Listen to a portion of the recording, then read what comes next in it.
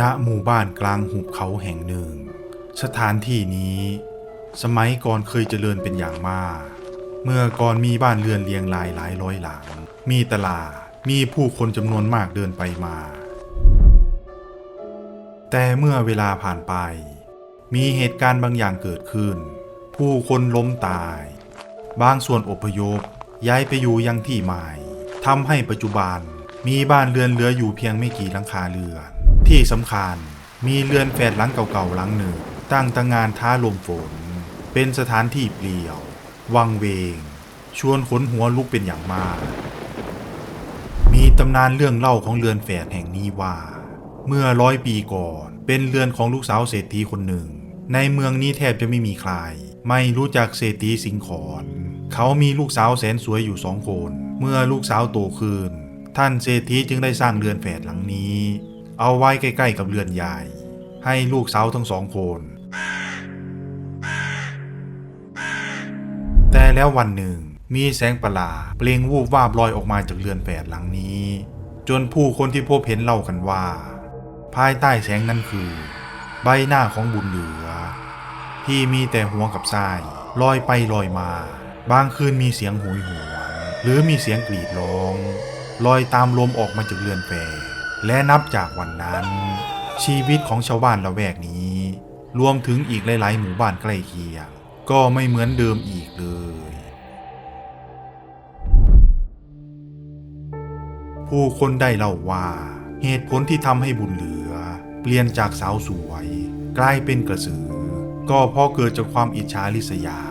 ที่มีต่อน้องสาวของตนเองบุญเหลือมีน้องสาวฝาแฝดซึ่งมีหน้าตาละไม้คล้ายคลึงกันเป็นอย่างมากชื่อว่าบุญล่าทั้งสองหน้าตาสะสวยไม่แพ้หญิงใดในเมืองนี้แต่นิสัยใจคอกลับต่างกันโดยสิ้นเชิงบุญล่าน้องสาวสวยทั้งกายวาจาใจเป็นคนดีมีเมตตาอ่อนน้อมถ่อมตนจนผู้คนต่างรักใคร่แต่บุญเหลือนั้นเป็นคนก้าวร้าวใจดำอำมหิตและขี้อิจฉาริษยาเธอมักจะอิจฉาน้องสาวตัวเองอยู่ตลอดเวลา ตอนเด็กๆชาวบ้านมักจะเห็นทั้งสองใช้ชีวิตและไปไหนต่อไหนด้วยกันตามปกติแต่พอทั้งคู่โตขึ้นบุญเหลือชอบเก็บตัวอยู่แต่ในเรือนทำเอาผู้คนต่างสงสัยว่าเกิดจากอะไรกันแน่บุญเหลือเอ้ยทำไมไม่ออกจากบ้านไปเที่ยวตลาดหรือไปเดินเล่นข้างนอกบ้างล่ะลูกทำไมอยู่แต่ในห้องเช่นนี้ไม่จ้ะพ่อฉันเบื่อไม่อยากเจอใครเพราะออกไปที่ไหนก็มีแต่คนพูดถึงแต่บุญล่าฉันไม่อยากฟังเศรษฐีสิงขรยืมถามลูกสาวด้วยความห่วงใยที่หน้าประตูโดยมีเพียงเสียงแผ่วเบาตอบกลับออกมาเท่านั้นเย็นวันหนึ่งในเงามืดของห้องบุญเหลือแอบยืนอยู่ข้างหน้าต่างเธอเอาแต่มองดูบุญล่าที่กำลังพูดคุยอยู่กับชาวบ้านด้วยใบหน้ายิ้มแย้มแจ่มใสทำไมนะถึงทำให้ฉันเกิดมาเหมือนกับแกอีนางบุญล่าถ้าไม่มีแกทุกคนจะต้องรักฉันชีวิตฉันคงจะดีกว่านี้ถ้าแกหายสาบสูญไปก็คงจะดีบุญเหลือระบายความอัดอั้นใจกับสายลมที่กำลังพัดออกมาเบาๆแสงแดดได้สาดส่องเข้ามาในห้องเผยให้เห็นหน้าตาอันสะสวยแต่ผิวกายกลับดำคล้ำและเหี่ยวย่นคล้ายกับคนแก่ทั้งที่ยังสาวอย่างกับเป็นโรคประหลาดเธอเชื่อว่าบุญล่ากำลังขโมยความงามและโชคชะตาของเธอไปนี่จึงเป็นเหตุผลที่ทำให้บุญเหลือไม่กล้าออกไปเจอผู้คนจนเวลาผ่านไปเศรษฐีสิงขรสิ้นลมจากไปทำให้บุญล่าเศร้าเสียใจเป็นอย่างมากแต่บุญเหลือเหมือนจะไม่รู้สึกสะทกสะท้านอะไรกับการจากไปของบิดาแต่กลับมีรอยยิ้มที่มุมปากเหมือนเธอมีแผนการอะไรบางอย่างวันหนึ่งยามฟ้าหม่นไร้แสงแดดบุญเหลือแอบย่องเดินเข้าป่า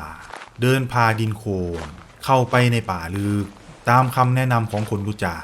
ว่าหากยังคงความสาวไว้ชั่วกาลมีเพียงที่เดียวเท่านั้นที่จะทำให้ได้หน้ากลางป่ามีเรือนไม้ทรุดโทรมตั้งโดดเดี่ยวหน้าบ้านแขวนเครื่องรางกลิ่นธูปผสมกับกลิ่นสมุนไพรคละคลุ้งไปทั่วป่าบุญเหลือ หยุดยืนอยู่หน้าประตูก่อนประตูไม้จะเปิดออกเองช้าๆราวกับมีใครดึงจากด้านในชายชราล่างผอมดวงตาขาวหุ่นนั่งอยู่กลางห้องที่เต็มไปด้วยอักขระและผ้ายางมีคนบอกว่าเจ้าจะมาเพราะกลัวความแก่หรือกลัวสูญเสียอะไรล่ะหมอผีเอ่ยขึ้นโดยไม่เงยหน้าบุญเหลือชะงักก่อนจะนั่งลงแววตาเต็มไปด้วยความหวาดหวั่น ข้าอยากให้ใบหน้าของข้าสาวและสวยตลอดไปขอให้ผิวพรรณกลับมาเป็นปกติไม่ว่าเวลาจะผ่านไปกี่ปีบุญเหลือกล่าวเสียงสั่นเล็กน้อย ความงามนิรันดร์ไม่ใช่ของมนุษย์แต่มันทำได้หากเจ้ากล้าพอหมอผีเงยหน้าขึ้นช้าๆดวงตาขาวขุ่นเหมือนมองทะลุเข้าไปถึงวิญญาณของเธอเรื่องนี้มันทำไม่ยากหรอกแต่ทุกอย่างมันต้องมีข้อแลกเปลี่ยนข้อแลกเปลี่ยนอะไรหรือพ่อหมอเดี๋ยวเจ้าจะรู้เอง หมอผีป่านหยิบหนังสือเล่มเก่าขึ้นมาสายตาดูข้อความด้านในปากบนพึมพำต้องให้คนที่เกิดวันเดียวเดือนเดียวปีเดียวกันกับเจ้าเป็นผู้รับเคราะห์แทนเธอเงียบงานคำพูดของหมอผีป่านทำเอาบุญเหลือหน้าซีความกลัวความริษยาและความเห็นแก่ตัวกำลังต่อสู้กันภายในใจทุกชีวิตมีเงาของตัวเองคิดให้ดีๆว่าใช่คนที่เจ้าอยากให้หายไปหรือเปล่าลมพัดวูบผ่านหน้าต่าง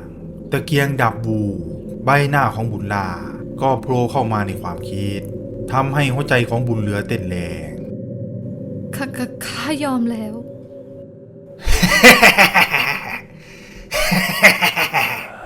ดีข้าได้เตรียมทุกอย่างไว้ให้เจ้าพร้อมแล้ว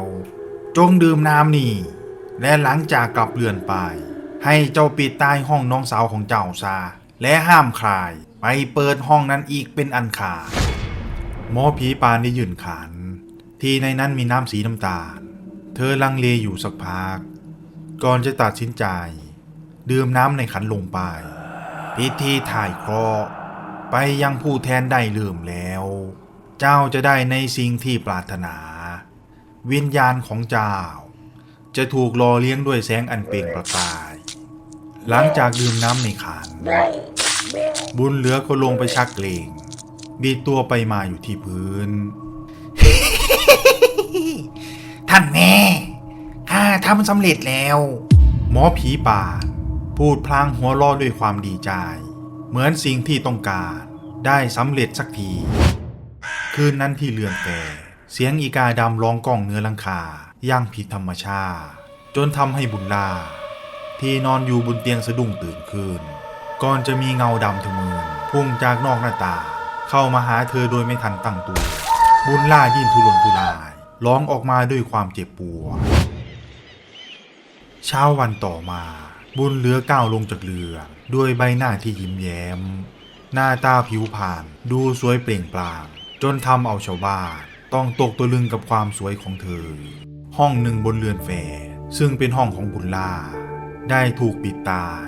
ถูกตีทับด้วยไม้หลายแผ่นห้ามใครเข้าออกทุกๆเช้าบุญเหลือได้แต่เอาข้าวห่อเล็กๆสอดเข้าไปที่ช่องไม้แตกๆให้น้องสาว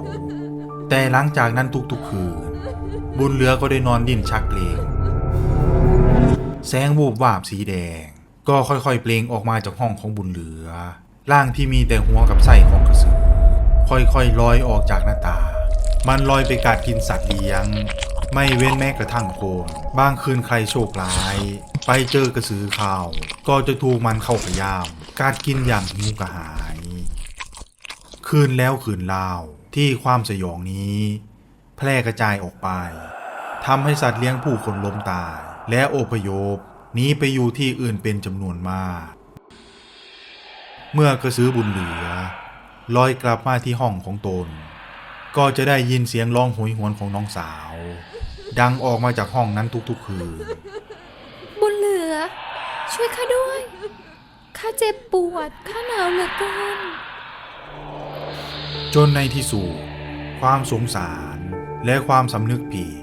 กับการกระทำให้ตัวเองคืนหนึ่งกระสือบุญเหลือจึงลอยออกมาหยุดอยู่ที่หน้าห้องของน้องสาวก่อนจะตัดสินใจพุ่งชนประตูเข้าไปกระสือเห็นร่างอันไร้วิญญาณของบุญล่าที่เหลือแต่กระดูกอยู่ในห้องมันกรีดร้องออกมาด้วยความเจ็บปวดส่งเสียงโหยหวนดังไปทั่วหมู่บ้านด้วยความแค้นกระสือมันจึงลอยเข้าไปในป่าคิดว่าการสังหารคนที่ทำพิธีจะทำให้ทุกอย่างเป็นเหมือนเดิม ไอ้หมอผีชั่ว มึงทำอะไร ทำไมพวกกูถึงเป็นแบบนี้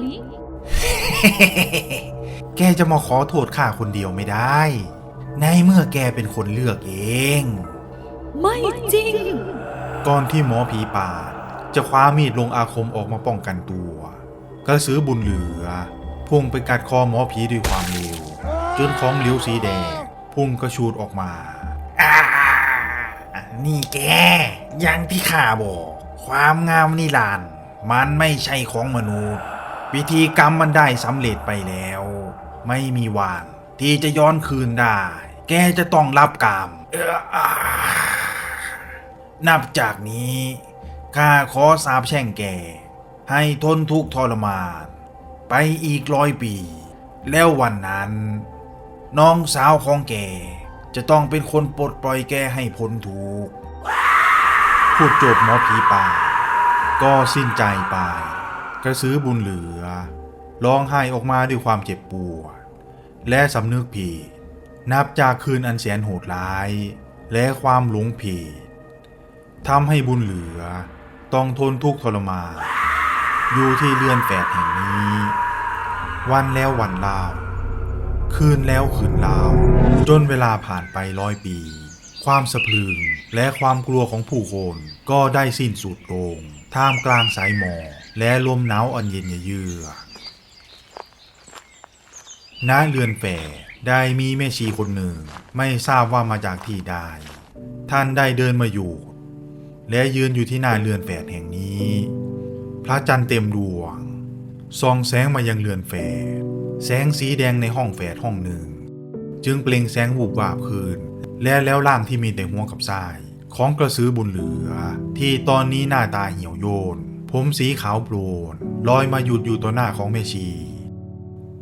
บุญล่าพี่ขอโทษ พี่รอเองมานานแสนนานเหลือเกิน ในที่สุดเองก็กลับมาหาพี่ พี่ขอโทษ พี่สำนึกผิดแล้ว เราขออโหสิกรรมให้ ขอให้พี่จงสู่สุคติเถิดนะ อย่าได้มีเวรต่อกันและกันเลย ขอบใจ พี่ขอบใจจริงๆ แม่ชีพูดด้วยสีหน้าอันยิ้มแย้มพูดจบแสงไฟวูบวาบที่เปล่งประกายค่อยๆดับลงก่อนจะกลายเป็นควันล่องลอยไปเหลือทิ้งไว้แค่ดินอันว่างเปล่าไม่มีกระสือไม่มีเรือนแฝดอีกต่อไปหากชื่นชอบเรื่องเหล่านี้ฝากกดไลค์กดแชร์เป็นกำลังใจให้ทีมงานสยองไดอารี่ด้วยนะครับเรื่องราวทั้งหมดก็จบลงเพียงเท่านี้ขอบคุณสำหรับการรับฟังครับ